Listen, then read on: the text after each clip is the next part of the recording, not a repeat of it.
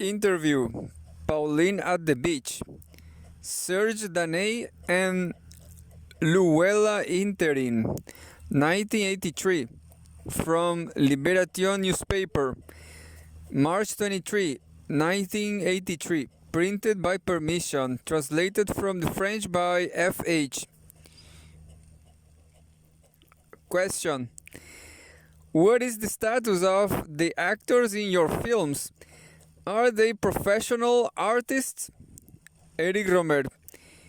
Yes, I won't have any debate on this point now. I've asked for professional actors. In the Moral Tales with La Collectionneuse, for example, there were people with whom I indulged in a cinema verite kind of documentary style filmmaking. It's really not the case here.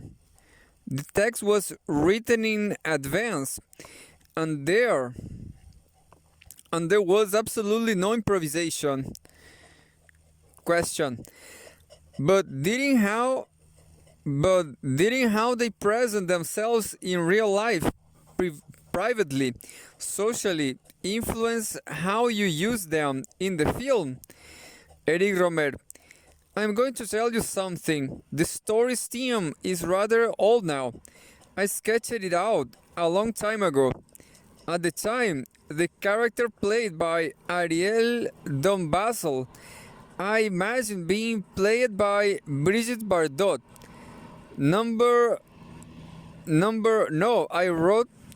I wrote all the dialogue before knowing who the actors will be. Question. Have you ever written a character for a specific actor? Eric Rohmer. Not really, no. I'm very lucky. I won't say it's a miracle. That's too strong a word. But I am extremely lucky with my actors. The text that I've written suits them well. In this film is particularly clear. The actors have been almost impregnated by the text. They have made it theirs. In fact, I don't really work with them, and I have very little to do with that process. When people talk about my relationships with my actors, I feel slightly embarrassed because it happens naturally. And I think it's very important in the cinema to trust the natural movements of things without trying to interfere too much. The default position in most films is that you interfere, that you want to put too much in front of the camera, to direct too much and say too much. So yes, on that point, I'm very new wave, like others, Godard for example, but in a less systematic way than him. And then there's something else.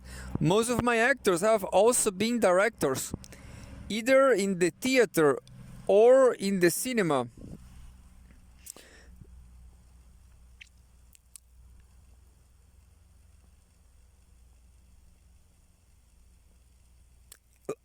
Atkin, Don Basil, Rosette in Pauline. I like appealing to their intelligence. Question. How do you write your scripts? Eric Rohmer. The writing process takes several years. Everything is always old. All my subjects are old, and I will always use these subjects. Their roots go back to the period of my own youth, and that's no doubt why I work with relatively young people. Question. Do you read your own scripts out loud? Do you read your own script out loud to test how it sounds when it's spoken? Eric Rohmer. It's difficult to say because I don't consider myself a dramaturg, but nor am I a writer. Let's say I like to write dialogues. I'm a dialoguist. I'm really surprised when people ask for help with dialogues. For me, the difficult thing is the initial situation, the idea, That's difficult and laborious. But once I have my characters, they speak for themselves, and off we go. I'm not afraid that I won't have enough for them to say. I even have the impression that they have a lot to say, and my job is to rein them in. Like many like many people who aren't specialist writers, I am terrified of writer's block. So I try to stop writing. I take notes and my work consists of copying them again and again. But when it comes to dialogues, it goes so quickly that I don't even think about what I'm writing, and sometimes I can find my words difficult to read because I have such bad handwriting when I write so quickly and I can't type. Question. It's true that your characters sometimes seem rather intoxicated by words. Eric Rohmer. Yes, that's true. People have said that to me and I can reorganize that. In the comedies and proverbs, more than in the moral tales, there is a kind of intoxication with words. People talk a lot and are aware of it. These are people who find themselves in situations that invite confidences, and that are pulled along by these confidences. This film, from Pauline's point of view, puts speech on trial. Can we trust what people say? She doesn't say very much. It's the critical gaze of a teenager on adults who say too much. There you are. At that age, people don't really like speaking and are rather suspicious of people who talk too much.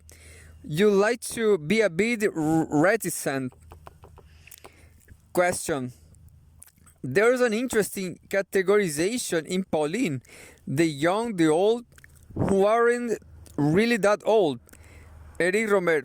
Well, personally, I'm quite against those kinds of categories, and I think they are less clear cut in France than elsewhere. But often it's young people themselves who use these kinds of categories. And of course, is useful in a comedy. But even if I see them to use these categories, I will defer myself markedly from them. I don't like groups at all, of whatever kind. My young people aren't the same as young people in other films. That interests me in this story. What interests me in this story is not so much showing young people at odds with their relatives, but rather in a more unusual situation, on equal footing with the adults. Question. Let's get back to the actors. They are not the debutants, but they are not stars either. Could you work with a star with everything that implies about the profession the star imagine and their brand? Eric Rohmer. I'm going to be very critical towards French cinema on this issue. I think that 1982 has been lamentable. There hasn't been any mass appeal, decent French film for sure. And I think that's bad is precisely this. We always use the same actors. We have a kind of star system. If I claim a certain originality for myself, I will say it comes from my refusal to use these stars. They bring in money, but my films will lose out. I'm going to be even more severe. I think that at the moment, television and by this I mean made for TV movies are better than cinema. Watching made for television films as a whole, you will find that for a portrayal of French society for new audiovisual techniques, or even simply for more interest, television is better than cinema. Often when I see films made for cinema on television, I find them badly made with bad acting. Whereas on television, there are a variety of actors who aren't stars and are excellent. On the other hand, made for TV movies have a charm that cinema films no longer have because they have lower production values and are made for more quickly. I can't give any names because I think the quality of this kind of film doesn't depend on the script of the director, but more on its actors, its themes, its subjects, things like that, like 1930s French or American cinema. Question: the French cinema, the so-called cinema of quality, tries very hard to distinguish itself from television. Something like the Caesar is used to reward films that aren't always terrible, but that are usually superficial and serious, that don't have the charm of the B features and which aren't capable of surprising us. Eric Rohmer: yes, it's a combination of factors. It's something completely artificial and fabricated. It seems that prevails at the moment. Having said that, I'm not a critic anymore. I don't want to make myself judge and jury. And I'm not only giving a vague and subjective account because I don't go to the cinema very often. Question: this year's Caesar's ceremony made heavy use of marketing and was very competitive. How did you vote in the Caesars? Eric Rohmer: in the second round I don't vote because there's never a film that I've liked or even that I've seen. In the first round, it's a secret. I always vote for my actors and collaborators. For mise en scene, I don't put my own name, but that of a director of a film that I like. I can't talk about the Caesars. I find it a ridiculous institution, a stupid copy of the American system, which doesn't compare at all to the French one. That works elsewhere, cannot work here, and is simply going to put French cinema into being a pale caricature of this mythical American cinema. That is to say, something that is completely inauthentic there. That's why I think we should protest violently against the Caesars. Question: in your next installments of the Comedies and Proverbs, are you going to investigate other social milieu or other age groups? Eric Rohmer: I try to vary the places where I film. My films are fiction, but it's hard to depict areas of life one doesn't know at all. Having said that, there's still quite a range. I can paint intellectual circles, middle class, and at the push working class milieu, young workers. As in The Aviator's Wife, the setting was modest. I would like to do something of young professionals. Admittedly, it would be more difficult, at least from a script that was already written, to film something concerning factory workers or rural farm workers who have a completely different way of speaking. Question: when will you know that the Comedies and Proverbs are finished? Eric Rohmer: it's an open question. I can stop and start as I please. It's not like the moral tales. I wanted 6 because I wanted it to be a pleasing whole. Here it's not the same. it will be without a definite end. Question: were you able to have any control over the commercial release date on this film? Eric Rohmer: well, as far as this film is concerned, perhaps it's being optimistic, but I'm not too worried. I'm very lucky because my film's budgets are almost balanced by international pre-sales. As a consequence, it's not that important how well they do at the French box office. Everything is determined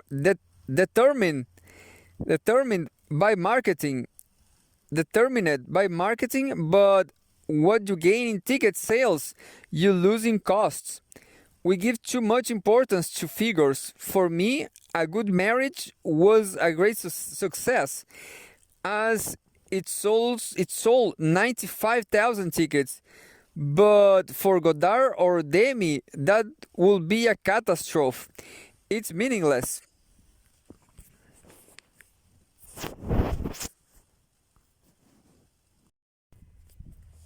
Question: why do you think your films are so successful in America? Eric Rohmer: it's got a lot to do with subtitles. The films are very rarely dubbed, so there are a lot of nuances in the language which aren't perceived, and they still work despite that. I've even wondered if it's because of that they work, because such nuance adds an extra difficulty for the audience member, whereas the subtitles are less ambiguous. And another very simple reason is that they don't have stars.